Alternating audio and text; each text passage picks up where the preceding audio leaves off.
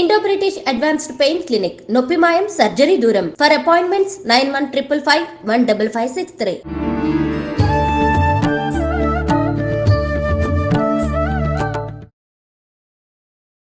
నమస్కారం, welcome to I dream. ధర్మ మార్గం విత్ విజిత కార్యక్రమానికి స్వాగతం. ప్రస్తుతం మనతో పాటు ఉన్నారు ప్రముఖ జ్యోతిష్య పండితులు సుభాష్ శర్మ గారు. ఇప్పుడు వారితో మాట్లాడదాం. నమస్కారం అండి. శ్రీమాత్రే నమః. గురుగారు, కార్తీక మాసం అనగానే మనందరికీ గుర్తొచ్చేది ఎక్కువగా నిత్యం దీపారాధనలు చేస్తూ ఉంటారు, అభిషేకాలు చేస్తూ ఉంటారు శివుడికి, ప్లస్ దానాలు చేస్తూ ఉంటారు.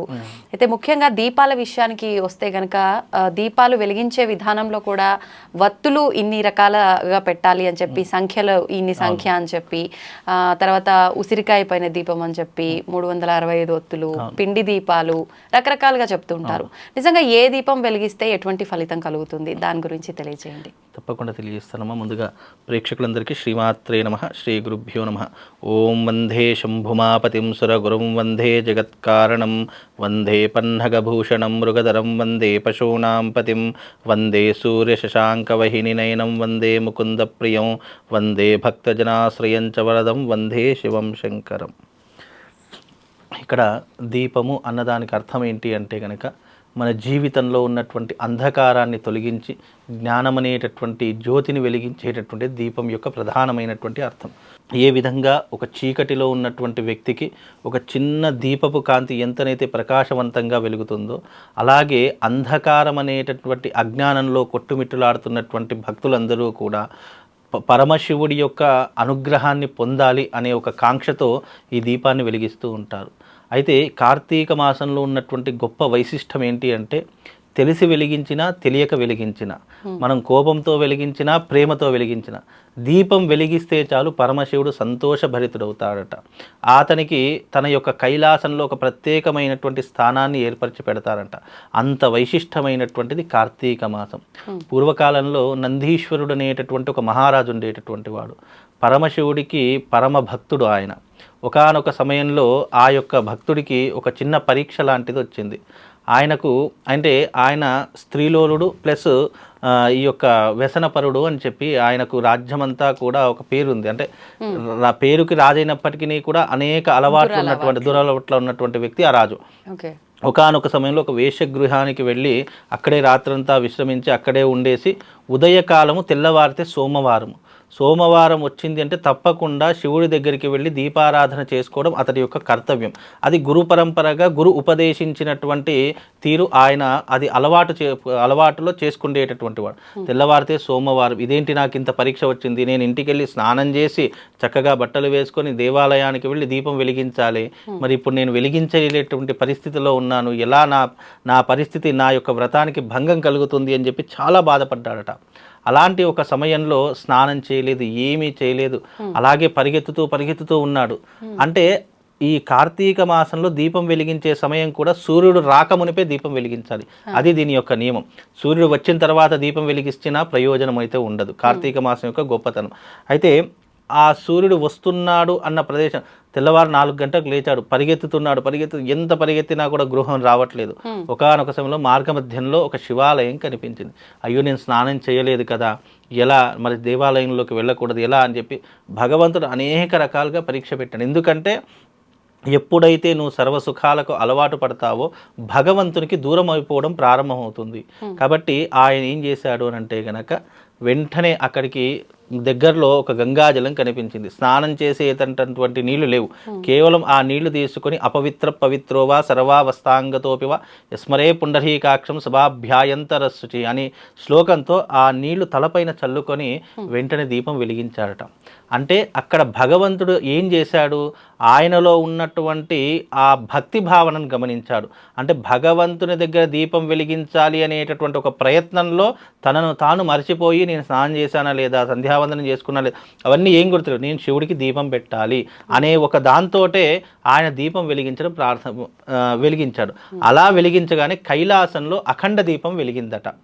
అప్పుడు పార్వతీదేవి అడుగుతుందంట, ఏంటి స్వామి నీ దగ్గర నంది ఉన్నాడు, భృంగి ఉన్నాడు, కశ్యప మహారాజు ఉన్నాడు, అలాగే బ్రహ్మదేవుడు ఉన్నాడు, విష్ణుమూర్తి ఉన్నాడు, ఇలా ఎంతోమంది ప్రమదగణాలు ఉన్నాయి, వాళ్ళు అర్చించిన పూజించిన ప్రసన్నుడు కానటువంటి నీవు ఎవడో అనామకుడు ఆ స్త్రీలోలుడు ఆయన దీపం వెలిగిస్తే ఈ రకంగా నువ్వు ఉప్పొంగిపోతున్నావు అని అడిగితే అప్పుడు పరమశివుడు అన్నాడట, వీళ్ళందరూ వెలిగించేటటువంటి సమర్థులే, కానీ ఆ మనసులో ఒక తపన అనేటటువంటిది వీళ్ళ దాంట్లో కనిపించలేదు.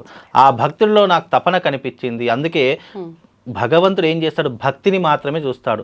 తనలో ఉన్నటువంటి తపన అంటే భగవంతుని ప్రేరేపించాలి, భగవంతుని అర్థించాలి అనే ఎవరిలోనైతే తపన ఉంటుందో వాళ్ళకే భగవంతుడు ప్రసన్నుడవుతాడు తప్ప భగవంతుడు ఎప్పుడూ కూడా అంగులు ఆర్భాటాలకు కానీ లేదు అంటే మనం ఇచ్చే కానుకలకు కానీ ఎప్పుడు లోబడి ఉండడు. కాబట్టి ఇక్కడ భక్తి భావన చాలా అందుకే తెలిసి వెలిగించిన తెలియక వెలిగించిన భగవంతుడి దగ్గర వెలిగించిన దీపము అది శివుడికి అంకితమవుతుంది. అలాగే దీపం వెలిగించేటటువంటి పద్ధతులు కూడా అంటే ఆ కాలంలో భక్తి భావన తపన అలా ఉండేది, కానీ ఈ కాలంలో అంత భక్తి భావన లేదు. కాబట్టి వీలైనంత వరకు భక్తి లేకపోయినా నువ్వు మనస్ఫూర్తిగా ఆ క్షణంలో మనం ఎప్పుడైతే దీపం వెలిగిస్తున్నామో ఆ క్షణంలోనైనా సరే భగవంతుని మనస్ఫూర్తిగా విశ్వసించి నీ సంకల్పము గోత్రము అన్నీ చెప్పుకునే దీపం వెలిగించాలి. ఫలానా నా గోత్రము, ఫలానా నా పేరు, ఫలానా నా కుటుంబ సభ్యులు అందరూ బాగుండాలని చెప్పి సంకల్పపూర్వకంగా నువ్వు అక్కడ దీపం వెలిగించాలి. దీపం వెలిగించేటటువంటి పరిస్థితులు కూడా ఎప్పుడూ కూడా ఒక దీపం వెలిగించకూడదు. ఏకదీపం అనేటటువంటిది అశుభానికే సంకేతం తప్ప శుభానికి సంకేతం కాదు. ఒకటికి మించి ఎన్నైనా దీపాలు వెలిగించు. అలాగే మనం ఇచ్చేటటువంటి దానం ఇచ్చేటటువంటి దీపాలు కూడా ఒక దీపం దానం ఇవ్వకూడదు, ఒకటికి మించే దానం అంటే 2 దీపాలు దానం ఇవ్వాలి. చాలామంది దానం అనే పేరుతో ఉసిరికాయ మీద దీపం వత్తి పెట్టేది అంటే పువ్వొత్తి పెట్టేసేసి దాన్ని వెలిగించేసి దానం ఇస్తున్నారు. ఎప్పటికీ కూడా అలా ఇవ్వకూడదు, అది దోషభూయిష్టంగా పరిగణలోకి వస్తుంది. శివపురాణం ప్రకారం ఒక ఉసిరికాయ మీద దీపం పెట్టి ఇస్తే అది మృత్యు సంకేతము అని చెప్పడం జరిగింది. మనం ఎప్పుడైనా దీపదానం అంటే ఉసిరి దీపదానం ఇచ్చేటప్పుడు కానివ్వండి, పిండి దీపదానాలు ఇచ్చేటప్పుడు కానీ లేదా మనం ఒక ధాన్యంలో దీపాలు పెట్టి దానం ఇస్తూ ఉంటాం. అలా ఇచ్చేటప్పుడు ఎలా ఉండాలంటే ఒక మంచి పళ్ళెం కానీ లేదా విస్తరాకు కానీ ఏదో ఒక కింద ఒక పళ్ళెం లాంటిది పెట్టుకొని ఉసిరికాయలన్నీ ఒక పక్కన పెట్టుకోవాలి.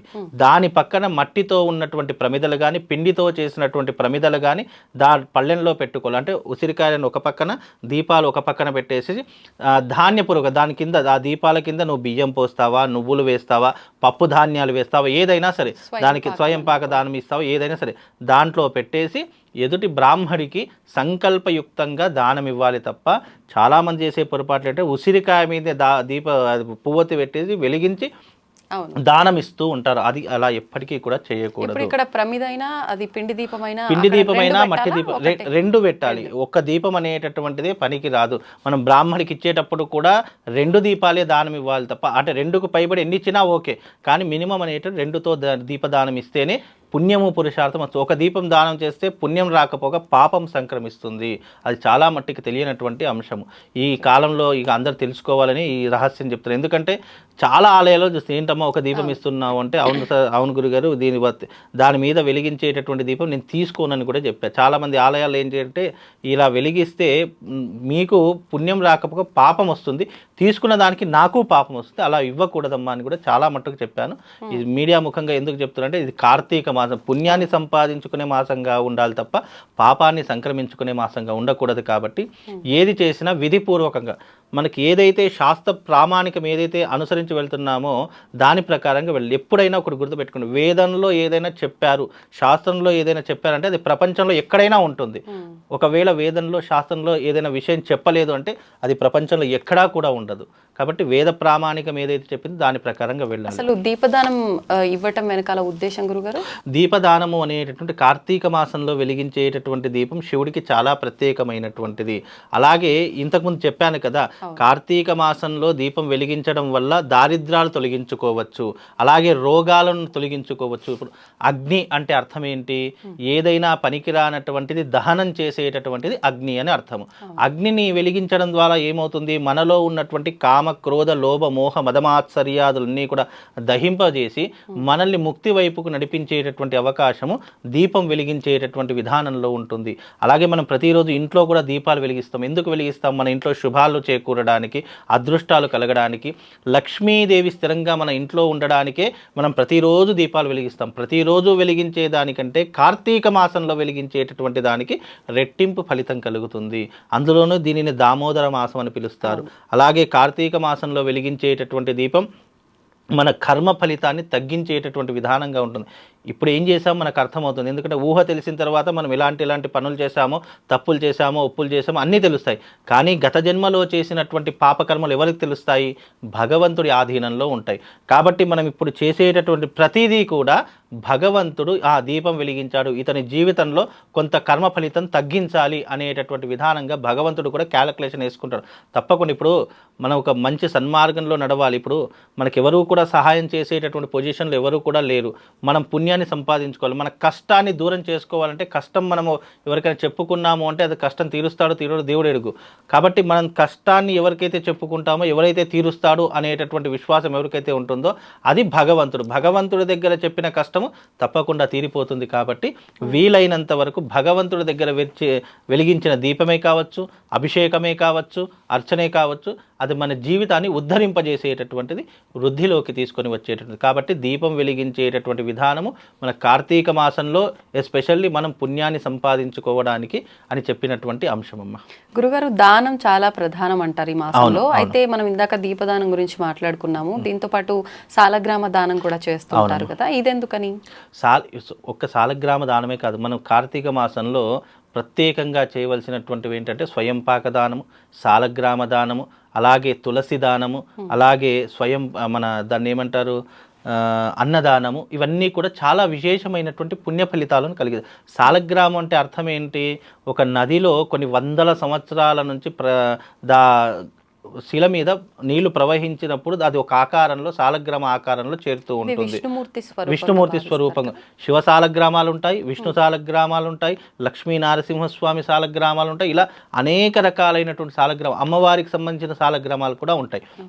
ఈ సాలగ్రామాలు అనేటటువంటి విష్ణుమూర్తి ప్రీతిగా మనము బ్రాహ్మణులకు దానం ఇవ్వడం వల్ల మనకు విష్ణులోక ప్రాప్తి కలుగుతుంది.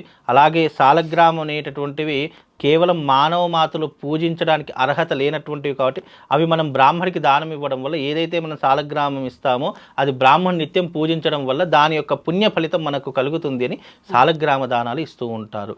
అలాగే ఈ కార్తీక మాసంలో మోస్ట్ ఇంపార్టెంట్ అంటే అన్నదానం. ఆకలి అన్నటువంటి వాడికి ఈ కార్తీక మాసంలో పెట్టినటువంటి భోజనం ఏదైతే ఉంటుందో అది నీ వంశాన్ని వృద్ధి చేస్తూ ఉంటుంది. ఎప్పుడైనా దానం అనేటటువంటిది ఏంటి అంటే వంశాన్ని వృద్ధి చేయడానికి దానం అనేటటువంటిది సృష్టించబడింది. కాబట్టి ఈ కార్తీక మాసంలో చేసే ప్రతి ఒక్క దానము నీ జీవితాన్ని ఉద్ధరింపజేస్తుంది, నీ వంశాన్ని ఉద్ధరింపజేస్తుంది, నిన్ను ఒక అభివృద్ధి పదం వైపు నడిపించడానికి కూడా ఈ పుణ్య ఫలితము నీ జీవితానికి అత్యంత ఫలంగా ఉపయోగపడేటటువంటిది దానం యొక్క అర్థము. మనశ్శాంతి లేదు అన్నాం అనుకోండి, ఒక్కసారి దానం చేయడం అలవాటు చేసుకోండి, నీ జీవితంలో మనశ్శాంతి ఆటోమేటిక్గా అదే వస్తుంది. కాకపోతే ఏంటంటే దానంలో ఉన్నటువంటి గొప్పతనము మన దగ్గర ఉన్నదానికంటే ఎక్కువ ఉందనుకోండి ఎప్పటికీ మనశ్శాంతి ఉండదు. అది ఎప్పటికైనా మీరు గమనించినా కూడా అర్థమవుతుంది. అంటే మనకు ఉన్నదానికంటే ఎక్కువ ఉంటే మనశ్శాంతి ఎందుకు కరువైపోతుందంటే దీన్ని ఏం చేయాలి, ఎలా వినియోగించుకోవాలి, ఏం చేస్తే బాగుంటుంది, ఇలా అనేక రకాలుగా మన మనస్సు అనేటటువంటి ఆలోచిస్తూ ఉంటుంది, కలత చెందుతూ ఉంటుంది. మనకు ఉన్న దాంట్లో కాస్త మనకు సరిపడా ఉన్నదనుకోండి దానికి ఎక్కువ ఆలోచనలు ఉండవు. ఇది దీనికి ఉపయోగం, దీనికి ఉపయోగం క్యాలిక్యులేషన్ వేసుకున్నాం. ఉన్నదానికంటే ఎక్కువ ఉందనుకోండి మనశ్శాంతి అనేటటువంటి ఉండదు. అందుకే పెద్దలు ఏం చేశారు, ఇప్పుడు పూర్వకాలంలో రాజులు కూడా ఎన్నో రకాలుగా దాన ధర్మాలు ఎందుకు చేసేవారు అంటే వాళ్ళు దాన ధర్మాలు చేయడం వల్లనే ముక్తిని కైవల్యాన్ని పొందారు. దానం అనేటటువంటిది మనిషిని ఉత్తమ జన్మకు అర్హుడిగా చేస్తుంది. ఇప్పుడు మనకు అంత ఎందుకండి, కుబేరుడు అనేటటువంటి వాడు అందరికీ తెలుసు. ఆ కుబేరుడు తన కథ జన్మలో ఎలాంటి వాడో తెలుసా? ఆయన గురించి చెప్తే మీరు ఇది నిజమా అని అనుకునేటటువంటి పరిస్థితులు. కుబేరుడు అనేటటువంటి వాడు గత జన్మలో ఎంత దారిద్ర్యుడు అంటే స్త్రీలోలుడు, కామలోలుడు, ఇక జూదము, మద్యము అన్ని అలవాట్లు ఉండేటటువంటి ఆయనకు.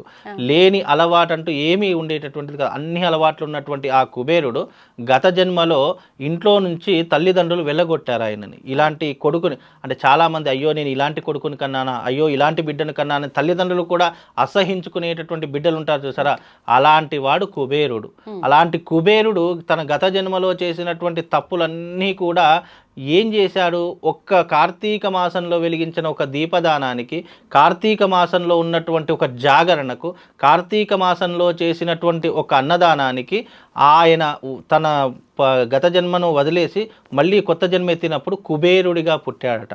అంటే కార్తీక మాసంలో చేసినటువంటి సకల తప్పులను మనం దూరం చేసుకోవాలంటే ఈ కార్తీక మాసంలో చేసే ప్రతి దానం కూడా వచ్చే జన్మలో మనకు ఉత్తమ గతులను సంప్రాప్తి చేసేటటువంటిది. అందుకే కార్తీక మాసంలో చేసే దీపదానానికి కానీ, అన్నదానానికి కానీ, లేదా వస్త్రదానానికి కానీ, సాలంగ్ర ఏ దానం చేయండి మన జీవితాన్ని ఉద్ధరింపజేస్తుంది. కాకపోతే చాలామంది నేను దీపదానం చేసిన ఎప్పటికీ ఇచ్చిన దాన్ని గుర్తు చేసుకోకూడదు. మళ్ళీ ఎప్పుడైతే మనం ఇచ్చిన దాన్ని గుర్తు చేసుకుంటామో, ఎప్పుడైతే 10 మందికి చెప్పుకుంటామో ఆ పుణ్యం కాస్త శూన్యమైపోతుంది. అందుకే చేసిన దానం చెప్పుకోకూడదు, చేసిన మంచి చెప్పుకోకూడదు. ఎప్పుడూ కూడా చేసింది ఒకరికి మనం ఇచ్చాము అంటే మళ్ళీ అది మనది కాదు అన్నప్పుడు దాని గురించి ఆలోచించకూడదు కూడా అని చెప్తూ ఉంటారు శాస్త్రంలో. కాబట్టి ఎప్పటికైనా చేసిన దానం చెప్పుకుంటే దాని యొక్క పుణ్య ఫలితం రాకపోగా ఇంకా కష్టము నష్టమే వస్తుంది. కాబట్టి ఎప్పటికైనా అలా చెప్పుకోకూడదు. అలా చెప్పుకుంటే అది శూన్యము. కాబట్టి అందుకే కార్తీక మాసంలో ఏది చేసినా అది భగవంతునికి అంకితం అయిపోతుంది. నేను అది చేశాను ఇది చేశానని ఎప్పుడూ కూడా చెప్పుకోకూడదు, విర్రవీగదు కూడా. అలా విర్రవీగావనుకోండి అధపాతాళానికి పోతారు. కాకపోతే ఈ యొక్క కార్తీక మాసంలో చేసే ప్రతిదీ కూడా మనకు పుణ్యాన్ని కలగజేసేటటువంటిది.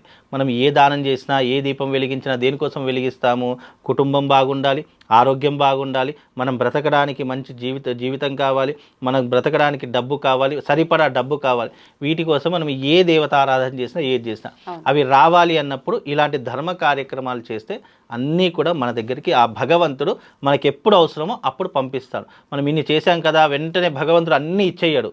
మనకు కావలసినప్పుడు, మనకు అవసరమైనప్పుడు, ఏ మనిషి మనకు సహాయం చేయనప్పుడు ఏదో ఒక రూపకంగా భగవంతుడు నీకు ఆ కష్టాన్ని గట్టెక్కించేటటువంటి ప్రయత్నం చేస్తాడు. అందుకే కార్తీక మాసంలో ప్రతి ఒక్కరూ ఆచరించవలసింది గంగా స్నాన విధి, దానము, అలాగే ఉపవాసము, అలాగే దీపదానము, వస్త్రదానము, అన్నదానం. ఇవి తప్పకుండా ఆచరించే ప్రయత్నం చేయండి. దీని ద్వారా మోక్షాన్ని పొందుతారు, శివుడి యొక్క సంపూర్ణమైనటువంటి అనుగ్రహాన్ని పొందుతారమ్మా. ధన్యవాదాలు గురుగారు. శ్రీమాత్రే.